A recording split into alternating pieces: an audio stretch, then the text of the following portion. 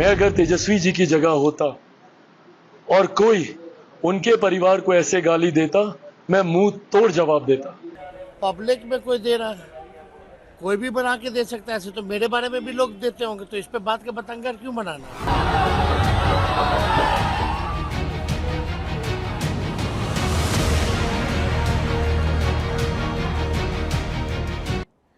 नमस्कार, मैं हूं साक्षी मिश्रा और आप देख रहे हैं भारत 24 की खास पेशकश सियासत के सूरमा। लोकसभा चुनावों का पहला चरण हो चुका है। दूसरे चरण का प्रचार अब अंतिम दौर में पहुंच गया है। सभी पॉलिटिकल पार्टी चुनावी रण में जोर शोर से प्रचार में फिलहाल जुटी हुई है। अब इस बीच सभी सियासी सूरमा मैदान में है। हम हर रोज एक एक करके सियासत के सूरमा की बात करते हैं।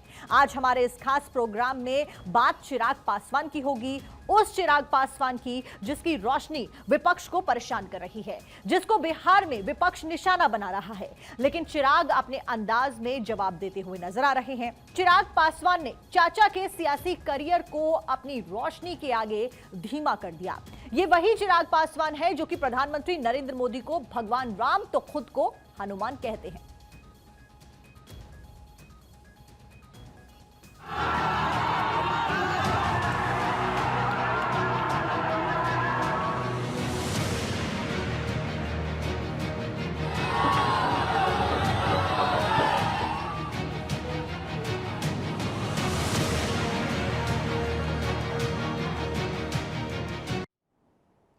जी हां, चिराग पासवान यानी कि जो सियासत के लाइमलाइट में है। चिराग अपने अलग अंदाज के लिए जाने जाते हैं। तेजस्वी की सभा में चिराग के लिए अपशब्दों का इस्तेमाल होता है तो उसका जवाब बड़े ही करीने से देते हैं।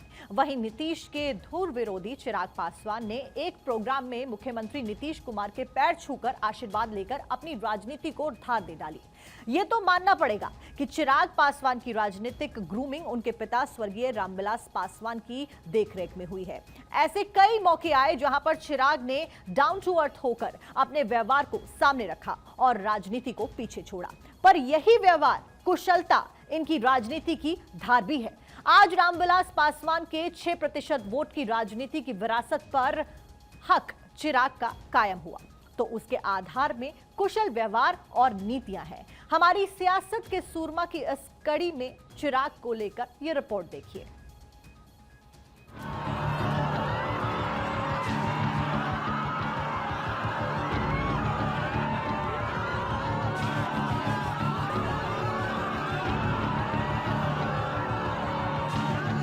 बिहार के गांव-गांव, प्रखंड-प्रखंड, घर-घर तक जाकर बिहार फर्स्ट और बिहारी फर्स्ट के बारे में बताना होगा।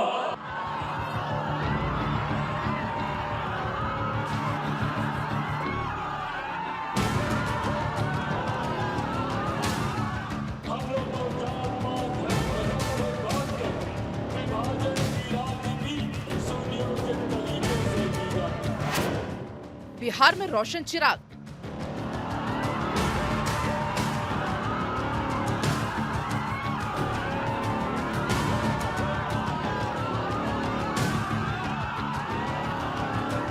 इन लोगों को आगे लेकर बढ़ने की जरूरत है। फिल्मी सितारा बना हनुमान।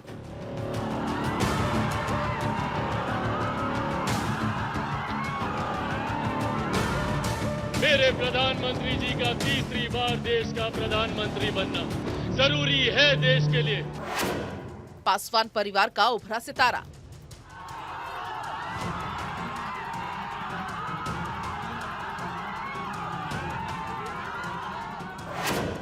आज सियासत का सूरमा।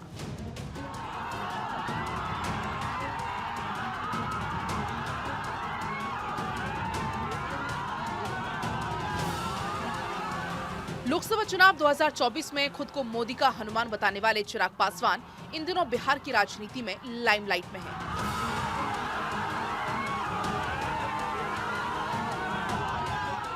लोकतंत्र में जरूरी है हर चुनाव के महत्व को समझना। ऐसे में इतना ज्यादा इग्नोर करना किसी एक फेज को, मुझे लगता है ये विपक्षी दलों के गठबंधन को, अब वो महागठबंधन है, यूपीए है, इंडिया अलायंस है, जो भी इन लोगों का नाम है, इन लोगों को बहुत भारी पड़ने जा रहा है। बिहार की जनता ने इस बात को महसूस किया है कि विपक्षी गठबंधन में एकता का अभाव है। एक दूसरे के प्रति लोग प्रचार में आने से कतरा रहे हैं। वजह साफ है, बीजेपी ने 18 मार्च को बिहार में एनडीए गठबंधन में सीट शेयरिंग का अपना फॉर्मूला सार्वजनिक किया। इसमें बीजेपी को 17 सीटें, जेडीयू को 16 सीट, तो चिराग पासवान की अगुवाई वाली एलजेपी रामविलास के खाते में 5 सीट गई। वहीं उपेंद्र कुशवाहा और जीतन राम मांझी की पार्टी को 1-1 सीट दी गई। इसी ऐलान के साथ ये साफ हो गया कि बीजेपी अब चिराग के चाचा पशुपति पारस को एक भी टिकट नहीं दे रही है और चिराग की मजबूत वापसी बड़े रोल में हो रही है। चिराग की एंट्री के साथ ही चाचा को कैबिनेट से इस्तीफा देना पड़ा।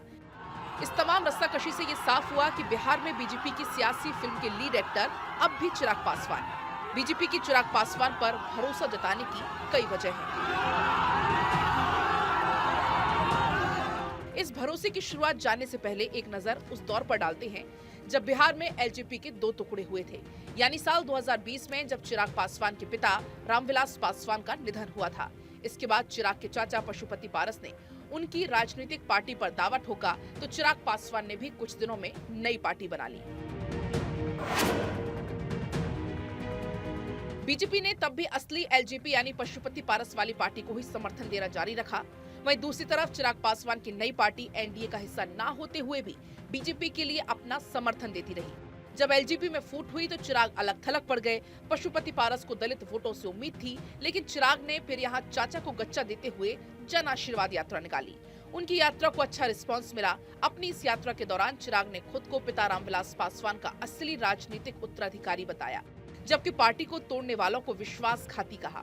इसके साथ ही चिराग पासवान ने एक अनोखा काम किया कि बीजेपी के खिलाफ उन्होंने कुछ भी नहीं बोला, यानी चिराग पासवान एक मंजे हुए रणनीतिकार नजर आए।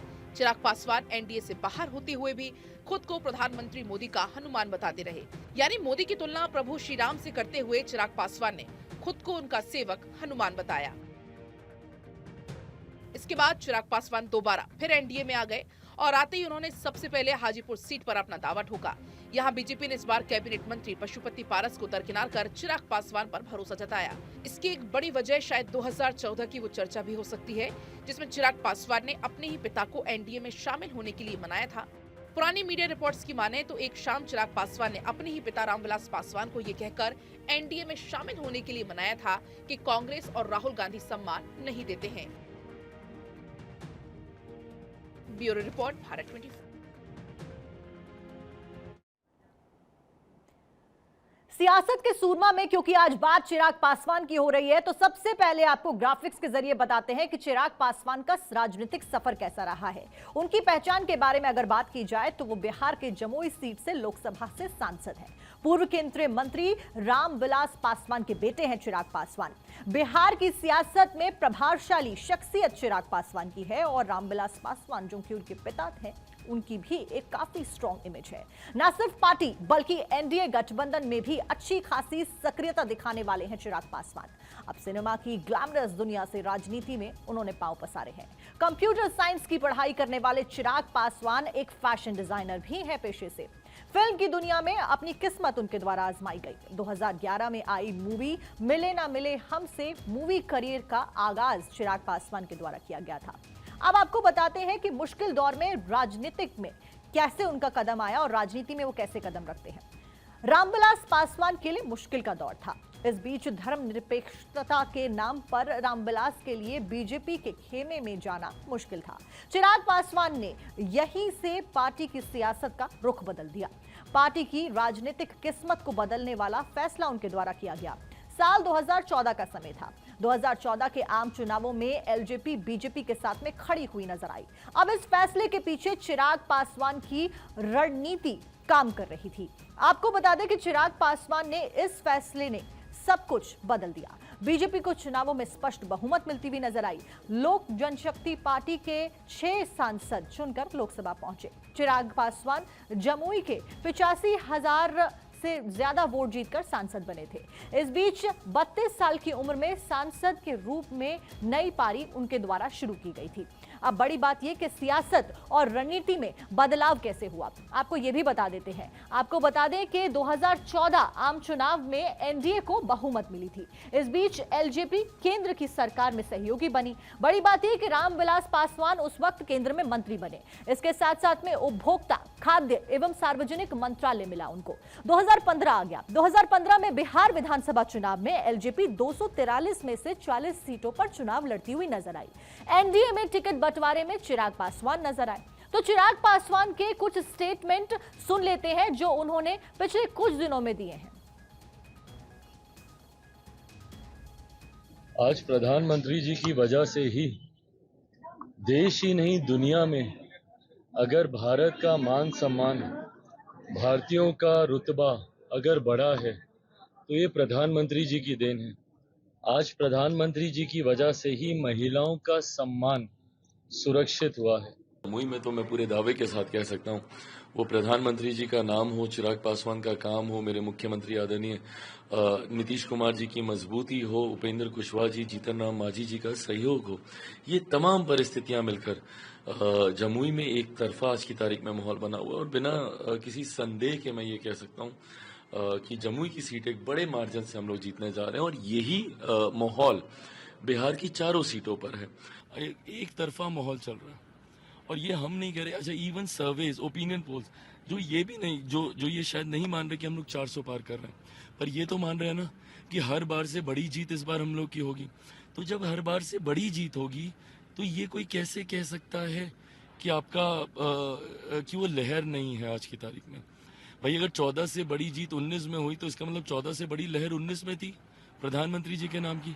19 से अगर एक भी सीट बढ़कर ही अगर आती है 24 में, जो यकीनन बहुत ज्यादा बढ़ेगी, तो वो लहर तो है। तो ऐसे में वो लहर चुनाव परिणाम आते आते तक आंधी में बदलेगी और उसके बाद 400 के पार कहां जाकर हम लोग रुकेंगे, शायद इसका अंदाजा लगाना भी मुश्किल है। कांग्रेस, भाई मान लिया आप नहीं किसी से उस पर आपका वो था, पर ऐसे में आपका कोई राष्ट्रीय स्तर का नेता बिहार में आना तक उन्होंने जरूरी नहीं समझा। और ये वो लोग हैं जो हमारे प्रधानमंत्री पे ताने देते हैं कि भैया क्यों प्रधानमंत्री इतनी बार बिहार जा रहे हैं, डर गए हैं क्या? तो आप बिहार नहीं आ रहे हैं तो मतलब क्या आप ओवर कॉन्फिडेंस में हैं? भाई एनडीए गठबंधन हर चुनाव को उतनी ही गंभीरता से लेता है। चिराग पासवान अभिनेता से नेता बने और बदल दी सियासत की तस्वीर। मुश्किल वक्त राजनीति की नैया पर सवार होकर जो खेल खेला वो नजीर बन रहा है। चिराग पासवान ने पिता का मन कैसे बदला, आपको रिपोर्ट दिखाते हैं।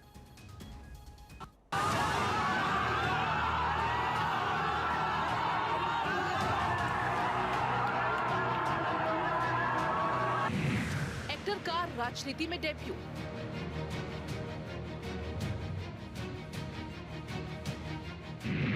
फिल्मी पर्दे पर फ्लॉप, राजनीति में हिट।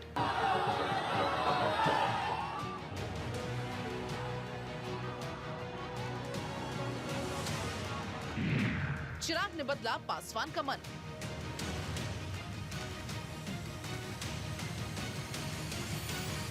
साल 2014 में चिराग ने राजनीति में डेब्यू किया।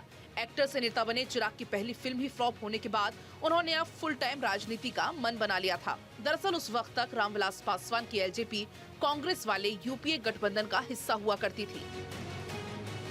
राष्ट्रीय राजनीति में दलितों के लोकप्रिय नेता कहे जाने वाले रामविलास पासवान ने साल 2002 में गुजरात दंगों के बाद एनडीए का साथ छोड़कर यूपीए का दामन थाम लिया था। तब से वो कांग्रेस को ही समर्थन देते थे और तत्कालीन गुजरात सीएम यानी नरेंद्र मोदी को लेकर रामविलास पासवान की राय कुछ खास बेहतर नहीं थी। लेकिन इस राय को बदलने का काम किया चिराग पासवान ने। रामविलास पासवान के इतने मजबूत स्टैंड के बाद भी चिराग पासवान ही थे जो अपने पिता की पार्टी को एनडीए की तरफ मोड़ने में कामयाब हो पाए। इसके बाद एनडीए ने पूरी ताकत के साथ सत्ता में वापसी की और चिराग पासवान पहली बार बिहार की जमुई सीट से सांसद बने।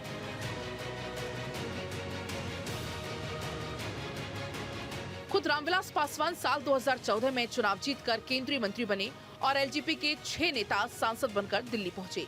एनडीए के साथ जाने की बात मानकर एलजेपी को जो कुछ हासिल हुआ उससे चिराग पासवान की धाक जम गई। बिहार की राजनीति में चिराग का लोहा माना जाने लगा। एक इंटरव्यू में रामविलास पासवान ने बताया था कि एनडीए में जाना मेरा डिसीजन नहीं था, ये चिराग का फैसला था।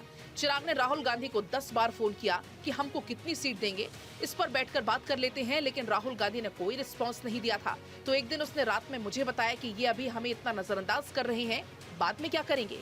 चिराग की यही लाइन सुनकर रामविलास पासवान ने यूपीए छोड़ने और एनडीए में शामिल होने का मन बनाया। यही से एक्टर के राजनीतिज्ञ बनने की शुरुआत हुई, जो अब बिहार एनडीए में लीड एक्टर की भूमिका में नजर आ रहे हैं। अब विपक्ष के निशाने पर चिराग है। तेजस्वी की सभा में आपत्तिजनक भाषा के इस्तेमाल ने चिराग की बढ़ती लोकप्रियता का एहसास करा दिया है। मोदी का यह अनुमान दिन ब दिन राजनीति का नया पाठ पढ़कर एक नई इबारत लिख रहा है। आज बिहार में दलितों को पासवान परिवार से चिराग के रूप में भविष्य की रोशनी नजर आ रही है। Bureau report, Bharat 24।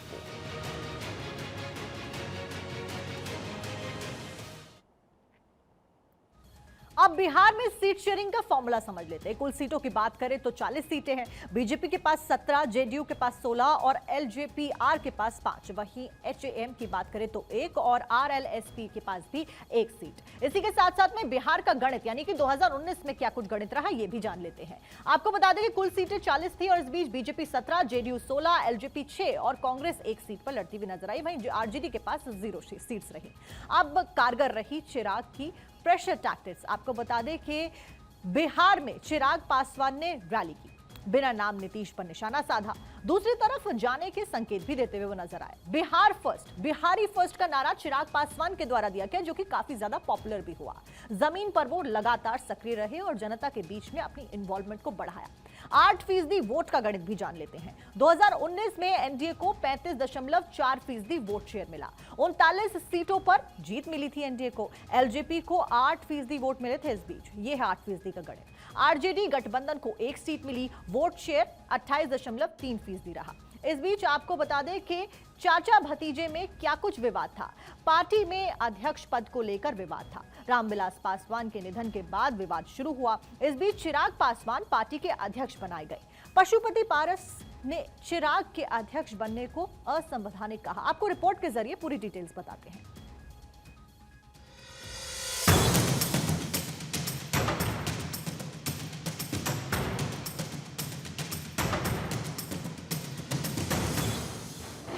वक्त बदला, बदल गई पार्टी।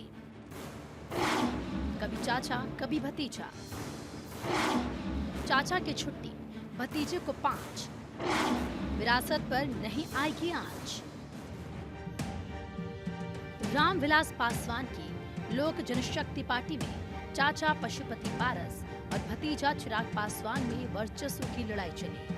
दोनों लोगों में पार्टी अध्यक्ष पद के लिए आर पार की जंग हुई।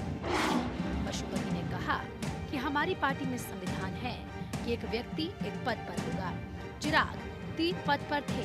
चिराग को राष्ट्रीय अध्यक्ष बिना चुनाव के बनाया गया, ये भी असंवैधानिक है।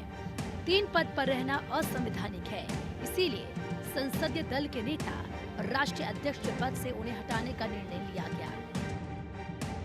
ये रात तब शुरू हुई जब चिराग ने बिहार के पार्टी अध्यक्ष पद से चाचा को हटा दिया। इस पर पशुपति ने कहा था कि हम चाहते हैं कि एनडीए के साथ बिहार विधानसभा का चुनाव लड़ें, लेकिन ऐसा नहीं हुआ। गठबंधन नहीं था, सभी की हार हो गई। लोगों में यही आक्रोश था। हम कह रहे हैं कि एलजेपी हमारी है, बाकी कोर्ट बताएगा। चाचा भतीजे की लड़ाई ने पार्टी को 2 घरों में बांट दिया। चाचा पशुपति पारस संख्या बल के आधार पर पार्टी के प्रमुख बने और पार्टी का चुनाव चिन्ह भी उन्हें मिला। उतना ही नहीं, कैबिनेट में जगह पाकर चिराग पासवान को बड़ी चोट दी, लेकिन चिराग ने हार नहीं मानी और संयम से काम लेते हुए बीजेपी को अपने पक्ष में लाने में कामयाब रहे। एनडीए में वापसी कर चाचा को किनारे लगा दिया। अब हाजीपुर से चुनाव लड़कर एक बार फिर पिता की विरासत को आगे बढ़ाने का काम कर रहे हैं, यानी सियासत के असली सूरमा वही नजर आ रहे हैं। Bureau report, Bharat 24। और अब आपको ग्राफिक्स के जरिए बताते हैं कि चाचा और भतीजे में क्या कुछ विवाद था। तो पार्टी अध्यक्ष पद को लेकर दोनों के बीच में विवाद था। रामविलास पासवान के निधन के बाद ये विवाद शुरू हो गया। चिराग पासवान पार्टी के अध्यक्ष बने। पशुपति पारस ने चिराग के अध्यक्ष बनने को असंवैधानिक कह दिया। अब पार्टी दो गुटों में बंट गई। पशुपति पारस और चिराग पासवान अलग अलग हो गए, यानी कि चाचा भतीजा अलग हो गए। हाजीपुर सीट पर चुनाव लड़ने पर विवाद लगातार रहा और काफी लंबे समय तक चलता रहा। पशुपति और चिराग दोनों ने एनडीए में अपनी दावेदारी पेश कर दी। चिराग पासवान को बिहार में 5 सीटें दी गई, वहीं पशुपति पारस को एनडीए में एक भी सीट नहीं मिली, जिसकी वजह से नाराजगी देखने को मिली। चिराग पासवान हाजीपुर सीट से चुनाव लड़ेंगे। इस बीच पशुपति इस बार चुनावी मैदान में नहीं दिखने वाले हैं। इसके साथ में हाजीपुर सीट के रण के बारे में भी आपको बता देते हैं। चिराग पासवान जो कि एलजेपी आर की तरफ से चुनाव लड़ेंगे, वहीं शिवचंद्र राम आरजेडी की तरफ से चुनाव लड़ते हुए नजर आने वाले हैं। अब हाजीपुर सीट के पिछले चुनाव के परिणाम थे, उनके ऊपर भी एक नजर डाल लेते हैं। तो साल 2019 में पशुपति पारस एलजेपी की तरफ से यहां पर खड़े हुए, वहीं शिवचंद्र राम आरजेडी की तरफ से खड़े होते हुए नजर आए, जो कि हार गए। पशुपति पारसनाथ यहां से जीतते हैं। 2014 का समय आता है जब प्रधानमंत्री जीते हैं। उस बीच रामविलास पासवान एलजेपी की तरफ से खड़े हुए थे, जो कि जीते। वहीं संजीव प्रसाद टोनी कांग्रेस की तरफ से हार गए। 2009 की अगर बात करें तो राम सुंदर दास जेडीयू की तरफ से जीते, वहीं रामविलास पासवान एलजेपी की तरफ से 2009 में हार गए थे। और पहले आते हैं 2004 की बात करते हैं, रामविलास पासवान जीते थे, वहीं छेदी पासवान जेडीयू की तरफ से जो कि खड़े हुए थे, उनको हार का सामना करना पड़ा था। अब इस बार कौन जीतता है, कौन हारता है, ये देखना बेहद दिलचस्प होने वाला है। तो हाजीपुर सीट के पिछले चुनावों के परिणामों के ऊपर नजर हमने डाली। अब सियासत के सूरमा में आगे बढ़ते हुए बात करते हैं डिंपल यादव की। डिंपल यादव आज की तारीख में किसी परिचय की मोहताज नहीं है और इसीलिए बात उनकी की जा रही है, उनके राजनीतिक करियर की होगी। आखिर कैसे राजनीति में डिंपल यादव ने एंट्री ली, पार्टी से कहां चूक हुई कि अखिलेश की जीत सीट पर चुनाव लड़ने उतरी और पहला ही चुनाव वो हार गई, कैसे निर्विरोध सांसद चुन ली गई, राजनीति में कितनी उनकी रुचि है। ईश्वर की शपथ लेती हूँ कि मैं विधि द्वारा स्थापित भारत के संविधान के प्रति सच्ची श्रद्धा और निष्ठा रखूंगी।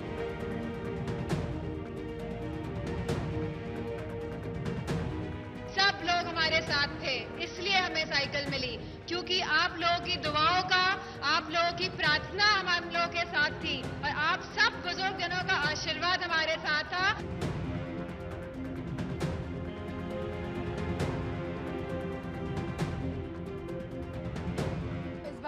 पूरे देश के लोग तैयार हैं भाजपा को हराने के लिए।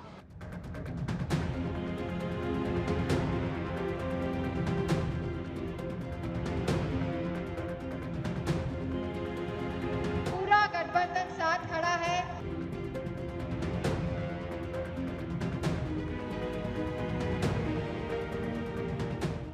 सब लोग हमारे साथ थे, इसलिए हमें साइकिल मिली, क्योंकि आप लोगों की दुआओं का, आप लोगों की प्रार्थना हम लोगों के साथ थी और आप सब बुजुर्गजनों का आशीर्वाद हमारे साथ था, इसलिए आपको साइकिल मिली है। ये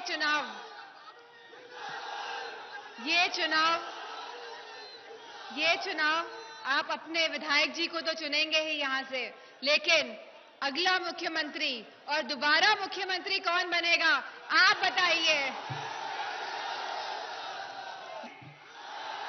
आप अपने जितने भी बुजुर्गजन हैं, यहाँ पे जितनी भी माताएं हैं, आप अपने बेटे के साथ खड़ी हैं कि नहीं खड़ी हैं?